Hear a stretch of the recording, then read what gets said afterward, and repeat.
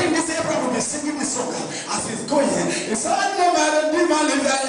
I know Papa, you are out there. I know my Redeemer, you living. Hey, you live it forever. He says, if my son, let us go. If that's the begin to carry the fire, begin to cry, say, Baba, where is the meat? So don't worry. My God shall provide. I know my Redeemer, you living. I know my Redeemer living. I know my Redeemer living. He liveth forever. Say, my servant, wait here. I am going up there to worship God with my son. But we shall come back. I begin to go. Have you taken note of it? Lion give back to lion. Let me tell you, Abraham went down with Isaac. It may interest you to know that at the age of Isaac, Abraham gave back to Isaac at the age of 100. So you see, Isaac was attaining the age of about 20.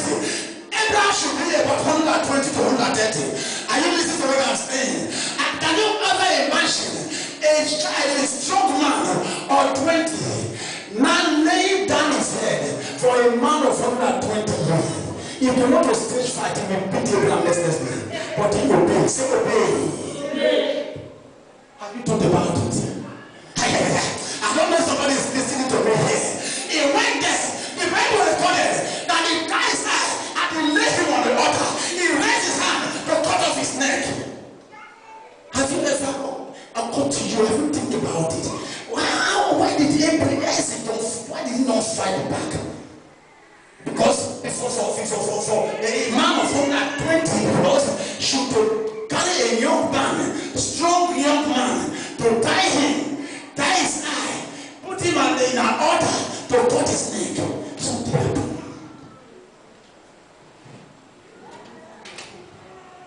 Because he obeyed, he knows the God that is son. And the Bible recorded, and said when the time comes, he raised up his hand to cut off his head. And Baba sure says, stop, Abraham. Now I know that you love me.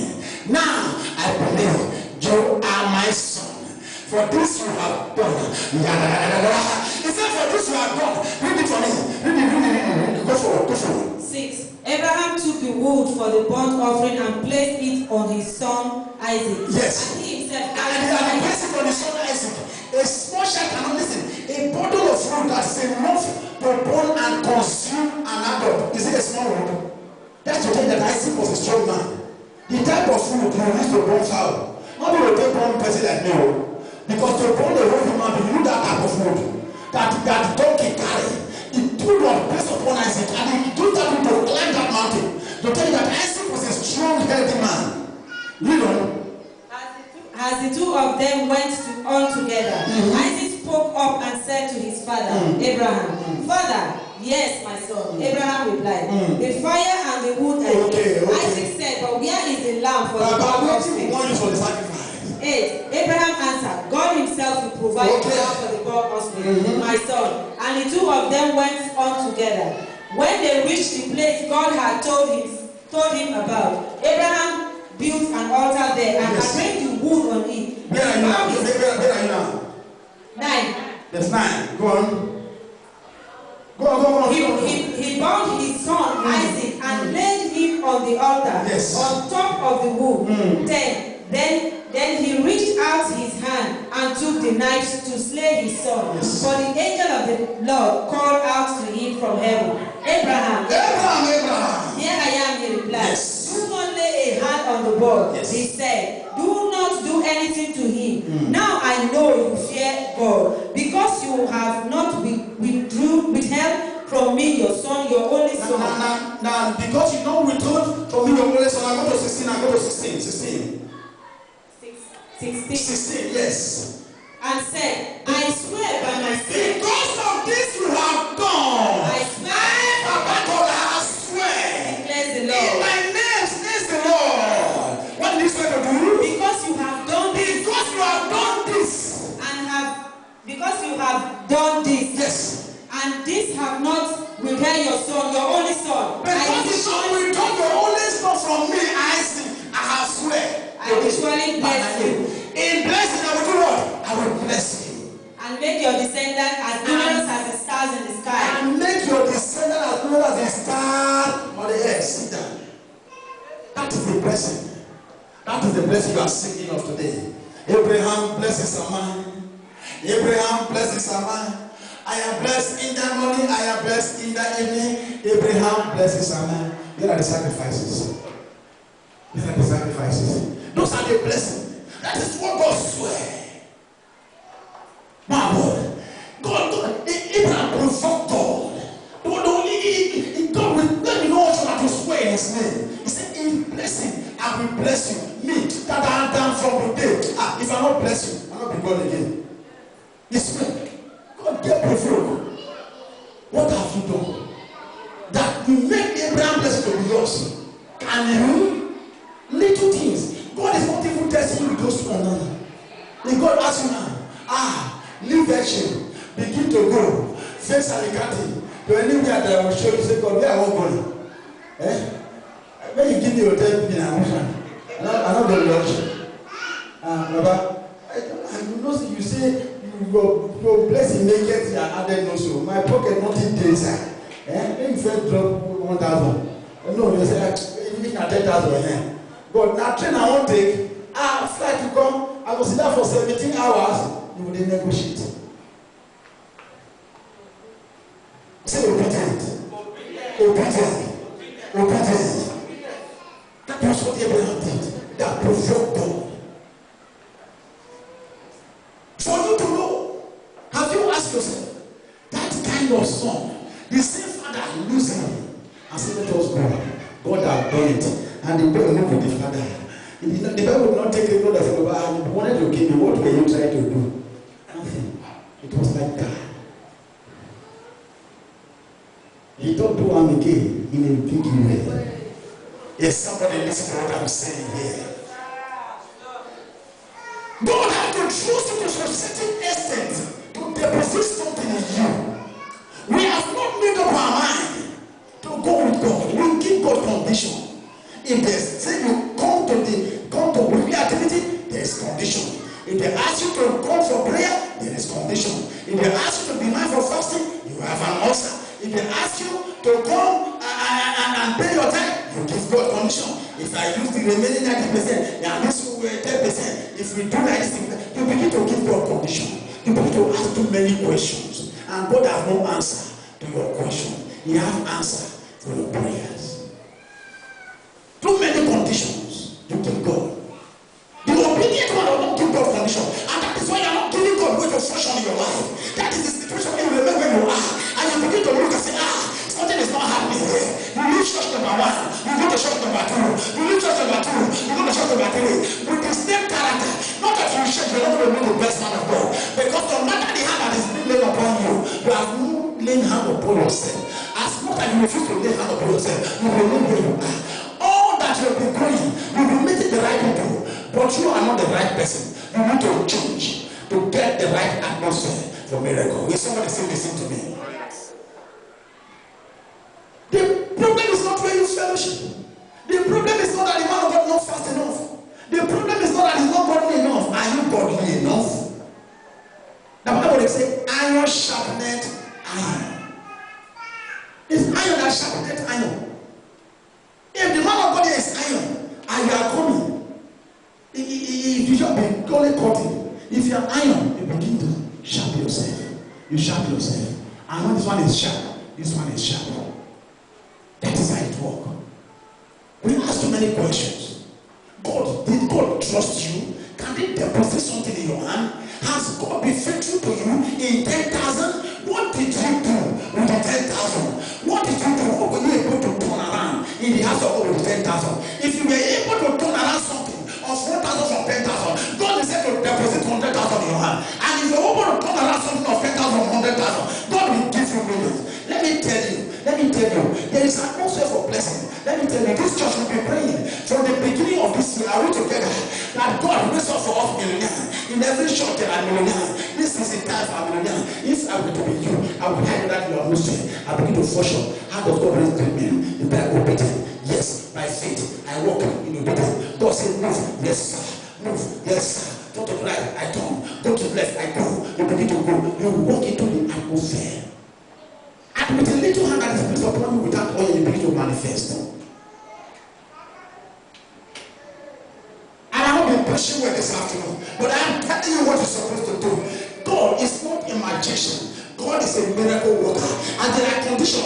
those miracles.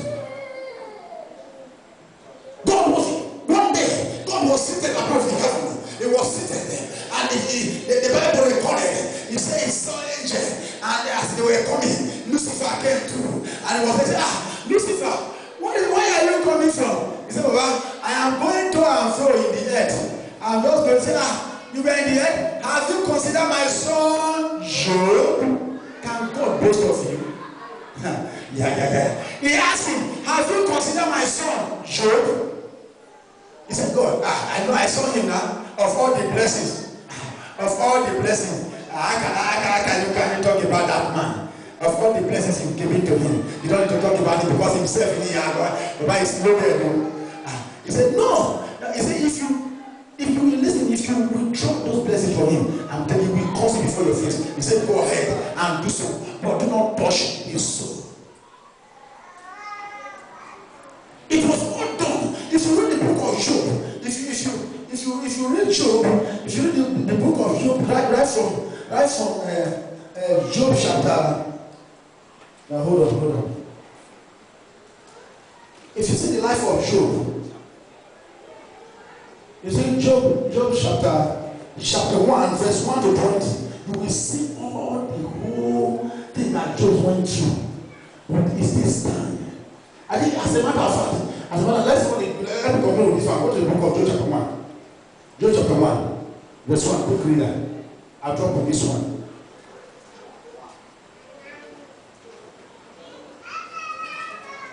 Today, we don't obey. The only sacrifice that God has made is enough. God has made sacrifice that's above sacrifice. God loved the world that is gave his only begotten Son, and that is sacrifice of all sacrifices. As soon as he has given this one, there is no more sacrifice we are going to make. Let me tell you, we are so disobedient. We are so disobedient that God cannot turn his face to us because God does not cherish or claim him. Listen, have you been so connected? Have you been so godly that sin irritates you? Can you go to somewhere as a married man and your wife is at home without his blood pressure running high? And as a single sister, can you be here and you say no? God, you have given me what you have given me to honor my husband, not until I get married. From today, I take New Year resolution. No man will see my private until I get married. Have you taken some drastic decision that will put God from where he's sitting? Are you a woman and the husband is not around and is not running crazy, not thinking of his wife, what his wife will do on his behalf? Have you taken some drastic measure? Have you begin to question yourself? What can I do that can affect the blessing of God? You have to do something. I was saying something here like I said, look, if God is looking for the people to give us back to, and he's thinking of the young sisters and brothers, he will go. When he sent his angel, he begin to wash around. He look around. He see Angelina is sleeping boy. He see Agnes sleeping boy. He see Grace was alone. He said, drop the husband here. The man must have been born because of Angelina. But when the angel got here, Angelina was married because he was holding the man in the bed. God will go looking for a space. Because God does not put the basket by his soul. He's looking for every basket to drop upon. Are you empty? Are you looking for what somebody is going to tell you? Listen, let me tell you. If God must work with you, you must have an agreement with God. When God said do something, you do it. He said, look, as I was studying this place, I discovered that there's a place even God's there that men should not sleep with men. It's not a part of this man, but I was surprised when I saw. I said, wow. So God, this thing is in the Bible, and men are toying with God. Tell me why the world will not go for blessings. Men are gambling with God. Nobody want to obey God. So everybody need to obey God. Job 120. Yes.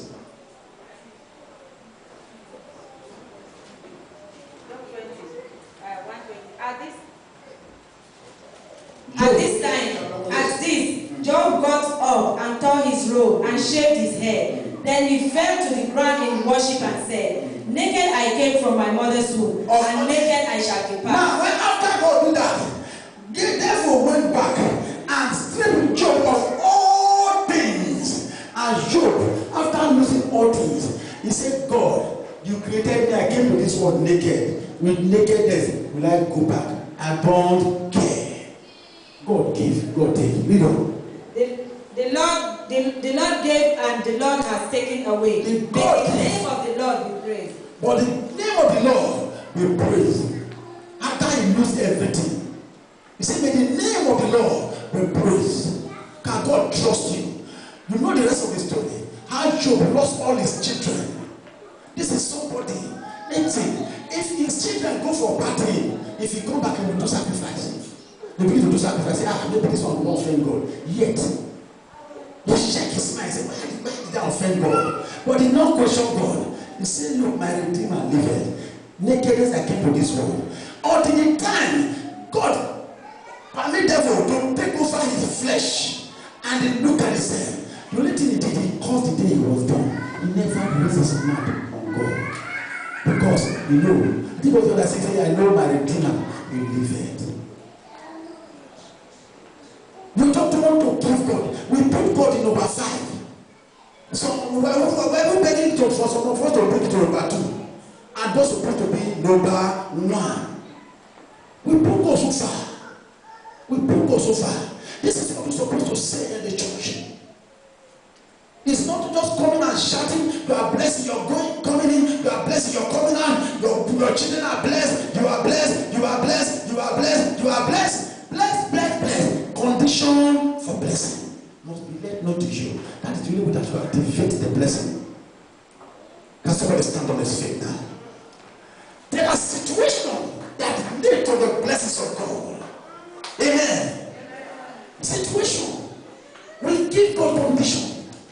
Some of us here, when I was saying, look, some of us, we don't give doctors condition. You tell God, what about this? What about that?